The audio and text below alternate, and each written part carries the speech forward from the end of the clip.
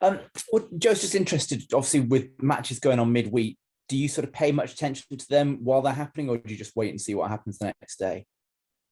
No, just obviously monitor the results like any other fan. You know what I mean? You're just watching, seeing what's going on. Sometimes, you want a certain outcome or a certain result, but that's perfectly normal. But no real emotion attached to it other than, if I can get to the stadium and watch them, great. We managed to do that during the week with Mansfield and Forest Green.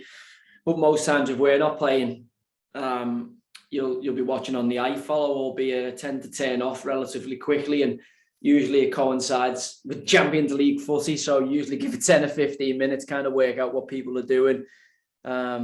If it's a crap game, boring game, not learning anything from, or it's, I'd rather go and watch the Champions League on a Tuesday, Wednesday, because that's the apex of the game. That's where you're seeing the best compete against the best. And for me as a young coach, I think that's where you learn the most. And that's no disrespect to League Two. I was at a Premier League game last night. There was more football played at our game on Saturday than there was at that Premier League game last night. So, look, I try and watch as much football as I can. If I can get 2 games in a day, that's usually my fix for the day.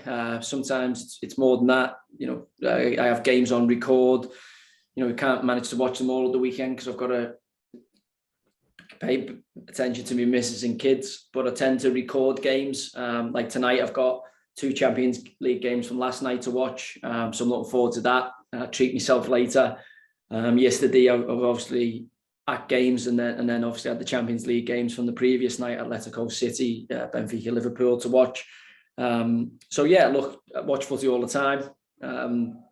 If it's League Two and it's our opposition, coming up, then great. But usually, it's difficult to get out because you're playing so many games yourself. It's only the last few weeks where we haven't been going Saturday, Tuesday that you've been able to pop out and get to the matches live, because nothing replaces that, because you get to see distances between units. You get to see lots of other things that are happening away from the TV screen, should you watch it on, iFollow or one of the broadcasters' channels. Yeah, it's interesting and good that you're able to sort of switch off a little bit from just the Rovers situation, because, over many years of doing this job with different managers, some just can't deal with the fact that they can't sort of control everything, and they're literally sat there watching other teams play, not able to influence anything and not able to almost mentally deal with that. Yeah, I don't know. I can only speak for myself. For me, the team's results and stuff, I can't explain it. They're not that important to me. What's important to me is our results and take control of what we do. And the evolution of our team. So you look at the opposition and you prepare for each opponent. Let's say you're in the stadium and watching, all the multiple sources we have of being able to watch it nowadays, whether it's Scout, iFollow, etc. But for me, it's about the evolution of our team's philosophy and what we're trying to do. Obviously, you reference the opponents into that because you're going to play them at the weekend. But certain pressing structures we were working on for Bradford happened to be, Bradford were playing a certain way, so we could work on it. But it was something that we want to do going forward, which is not really including Bradford. It's kind of like the next 6 to 8 week tactical block that we want to work on to improve our team, counter pressing, build up, whatever. And I tend to not be majorly influenced by the opposition, albeit, slightly, because you're playing them in set plays, but I tend to not really focus on what they're doing. 90% of what we do during the week is about focusing on us and making us better. Lots of other managers will do different. I've worked for coaches who 50-50, they'll prepare, some even 80-20, prepare massively for the up and coming opponent, and to nullify them, to take their threats away from them. But I'm not that way as a coach. I tend to focus on developing our team and developing towards the philosophy that I'm it's a bit of a buzzword in football, but it is, an ideology I have in my mind of how I want the team to play and how I want us to control games. You're kind of working towards that ideology, intermittently during the course of the season. So how does that sort of manifest itself with the situation where you've got this ridiculous number of teams in the sort of top 11 realistically of League Two that's still in with a chance? Do you sort of map the permutations and think, okay, we're going to need X many points, or is it just literally Saturday in this case, focus on that? Yeah, just, you know, you can control your own destiny by winning games of football. You know, we play Tranmere Saturday, you know, Salford, Port Vale, Forest Green, Scunthorpe. No, I got 6 games for someone else. Rochdale. So, you know, if you go and take maximum points out of each one of those games, then you kind of control your own destiny. And, you know, I think if you think about what other people are doing and other results, and you can just lose a little bit of focus. So for us, it's, you know, you get your results and get the best result you can get. And then you can see, you know, how that contrasts towards the teams who are in and around you. And I think for us, you know, if we get us right and we go and take as many points as we can between now and the end of the season, you know, the league table will reflect that, and we'll either be promoted or we won't, based on, you know, the work we do in the kind of championship rounds, which is, you know, the last 6 games of the season.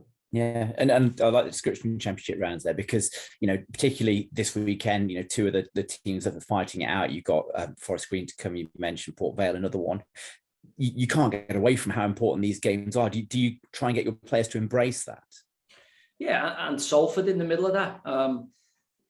Yeah, I told you, you know, we're lucky in terms of, I was you know, talking to a guy the other day who was telling me about this high stakes gambling guy who he knows, who would play golf in America, and his gig was he used to play golf for 250 grand against anybody. He said, I'll play anybody off scratch, 250 grand. He says, by the time I got to, you know, 16th, 17th, 18th hole, anyone I was playing against was shaking like a dog because they were so nervous. And he wasn't, because he was used to playing for that amount of money. This guy's a multi-billionaire, by the way, but he made his money in gambling.